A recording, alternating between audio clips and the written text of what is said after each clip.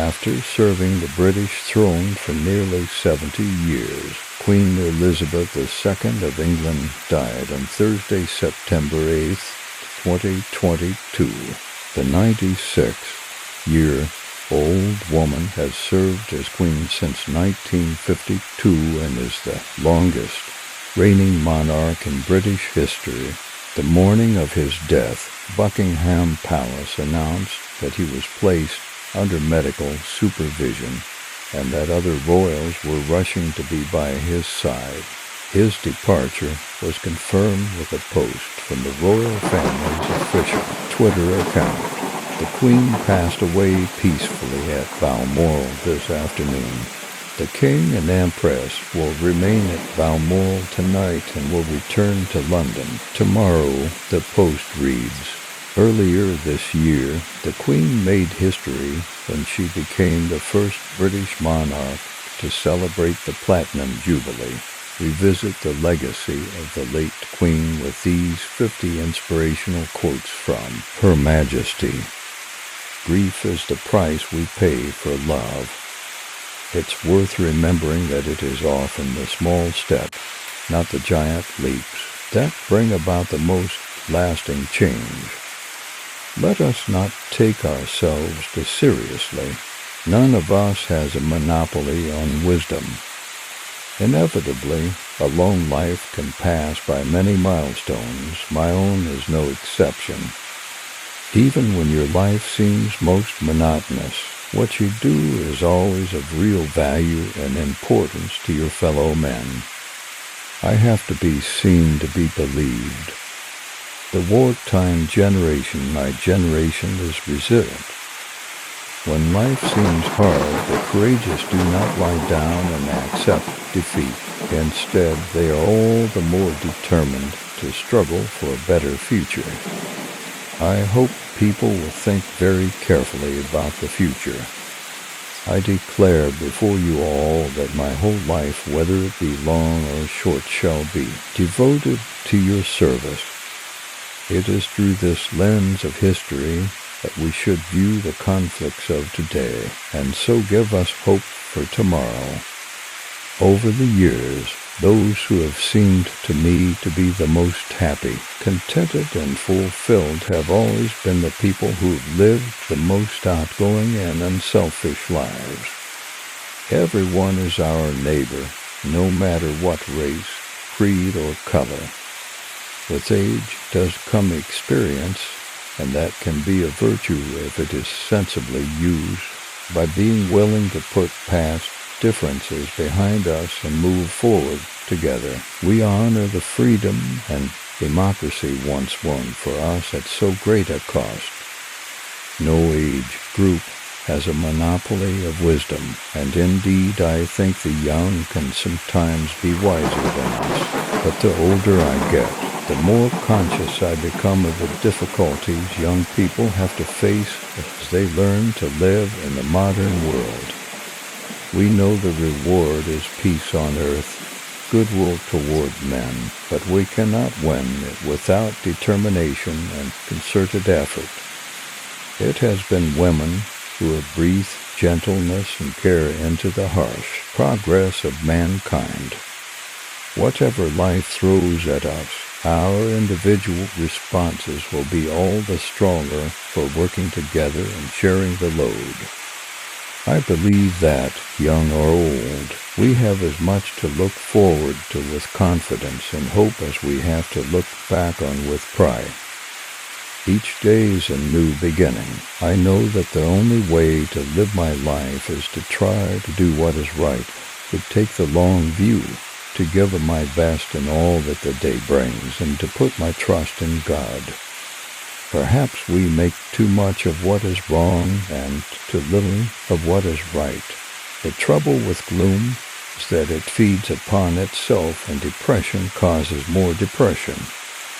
Though we each lead different lives, the experience of growing older and the joys and emotions which it brings are familiar to us all. We all need to get the balance right between action and reflection. With so many distractions, it is easy to forget to pause and take stock. It has always been easy to hate and destroy. To build and to cherish is much more difficult. Such a blend of traditions serves to make us stronger, individually and collectively, by providing the ingredients needed for social, political, and economic resilience. If I am asked what I think about family life after 25 years of marriage, I can answer with equal simplicity and conviction, I am for it. And when peace comes, remember it will be for us, the children of today, to make the world of tomorrow a better and happier place. We should take comfort that while we may have more still to endure, better days will return. We will be with our friends again. We will be with our families again. We will meet again. We may hold different points of view, but it is in times of stress and difficulty that we most need to remember that we have much more in common than there is dividing us. None of us can slow the passage of time, and while we often focus on all that has changed in the intervening years, much remains unchanged, including the gospel of Christ and his teachings. It has perhaps always been the case that the waging of peace is the hardest form of leadership of all. Although we are capable of great acts of kindness, history teaches us that we sometimes need saving from ourselves, from our recklessness or our greed. Through the many changes I have seen over the years, faith, family, and friendship have been not only a constant for me, but a source of personal comfort and reassurance. I know just how much I rely on my own faith to guide me through the good times and the bad. Our modern world places such heavy demands on our time and attention that the need to remember our responsibilities to others is greater than ever. Often a child's helplessness and vulnerability bring out the best in us. The birth of a baby brings great happiness, but then the business of growing up begins. People are touched by events which had their roots far across the world. For every poppy a life and a reminder of the grief of loved ones left behind. Sport has a wonderful way of bringing together people and nations. The path, of course, was not always smooth, and may at times this year have felt quite bumpy, but small steps can make a world of difference.